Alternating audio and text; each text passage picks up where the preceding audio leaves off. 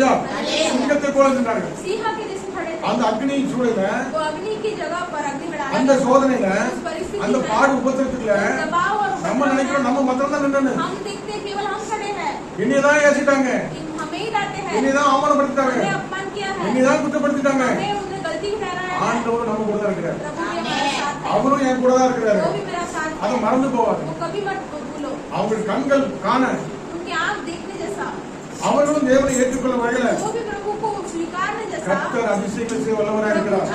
करेगा, அதிசயங்களை செய்ய வல்லவராய் இருக்கிறார். चमत्कार करेगा. அல்லேலூயா. हालेलुया. நாம் தேவனால் அழைக்கப்பட்டிருக்கிறோம். प्रभु अगर यदि हम प्रभु से बुलाए गए हैं, நாம் அபிஷேகம் பெற்றிருக்கிறோம். अभिषेक किए गए, நமக்காக இயேசு ஜீவனை கொடுத்து நம்ம வாங்கி இருக்கிறார். हमारे कारण प्रभु जीवन देकर हमें உலகத்தின் दिया முடிவு है. பரியந்தம் दुनिया के अंत तक சகல நாட்கள் உன்னோடு கூட இருப்பேன் सारे இருக்கிறார். दिन मैं आपके साथ रहूंगा. நான் உனக்கு சகாயம் பண்ணுவேங்கிறாரு. मैं आपको मदद करूंगा. உன்னை என் கையில தாங்குவேங்கிறாரு मैं வாய்ப்பிட்டார். आपके हाथों में अपने हाथों में लूंगा. அல்லேலூயா.